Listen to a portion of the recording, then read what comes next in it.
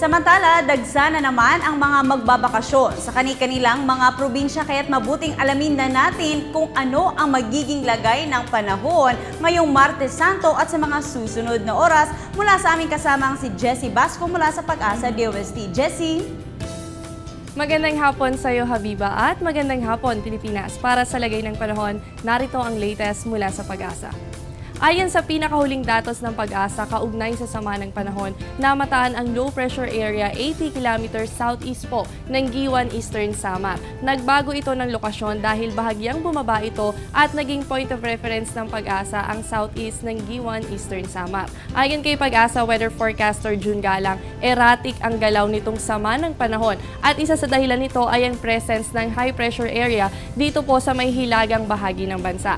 Dahil nga dito sa sama ng panahon, magdadala ito to occasionally heavy rains and thunderstorms sa eastern, ganun din po sa may central Visayas, maging sa probinsya ng Sorsogon at Masbate. At dahil sa mga pag-ulan, asahan ang paglambot ng lupa, kaya naman pinapayuhan ang mga nakatira sa mga nabanggit na lugar na maging alerto sa posibilidad ng flash floods at landslide. Inaabisuhan din ng mga mangingisda na huwag munang pumalaot lalo na po sa baybayin ng eastern at central Visayas, kasama po dyan ang Bicol region.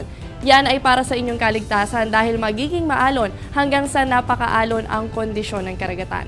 At para naman sa ilang bahagi ng Visayas, kasama po dyan ang Bicol Region, ganon din ang Marinduque at Mindoro, posibleng umabot hanggang sa inyo ang kaulapan nitong low pressure area, kaya naman asahan sa inyong lugar ang kalat-kalat na mahina hanggang sa katamtamang pag-ulan at pagkidlat pagkulog. Dagdag pa ng ahensya, inaasahang hihina at tuluyang malulusaw ang LPA sa pagtawid nito sa Palawan. Yan po ay sa araw ng Huwebes. Samantala, ang cloud cluster o makapal na ulap na sinusubaybayan ng Pag-asa, wala naman dapat ipag-alala dahil hanggang ngayon ay malayo pa ito at nasa labas pa rin po ng Philippine Area of Responsibility. Kaya wala naman itong magiging direktang epekto sa bansa. Ganun pa man, sinigurado ng Pag-asa na maglalabas agad ng abiso kung sakaling malapit na ito sa boundary ng ating Philippine Area of Responsibility. Ngayong Semana Santa, marami sa atin ang mamamanata, kaya naman para kayo ay laging handa, narito ang weekly weather outlook mula sa Pag-asa.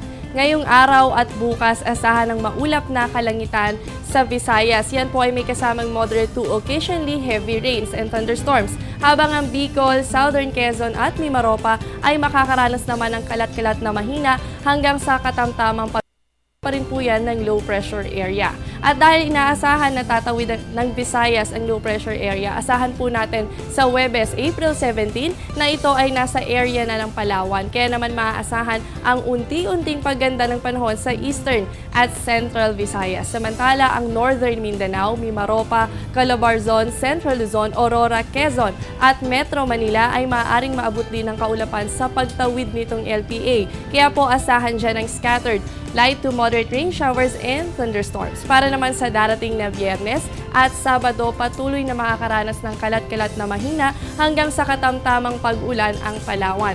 At sa natitirang bahagi naman ng bansa, asahan po ang bahagya hanggang sa maulap na kalangitan at yan ay may kasamang isolated rain showers or thunderstorms pagsapit ng hapon o gabi at yan po ay magpapatuloy hanggang sa araw ng Linggo.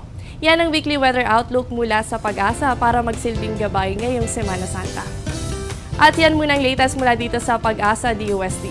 Manatiling nakatutok sa Panahon TV kung saan walang pinipiling panahon ang pagbibigay impormasyon. Maaari niyong bisitahin ang aming official social media accounts and website, detalyadong ulat panahon at maaari niyo kaming mapakinggan sa DWIC. Ako ang inyong weather buddy, Jessie Basco, na nagsasabing walang dadaig sa taong may alam at laging handa. Balik sa iyo, Habiba. Maraming salamat sa iyo, Jessie.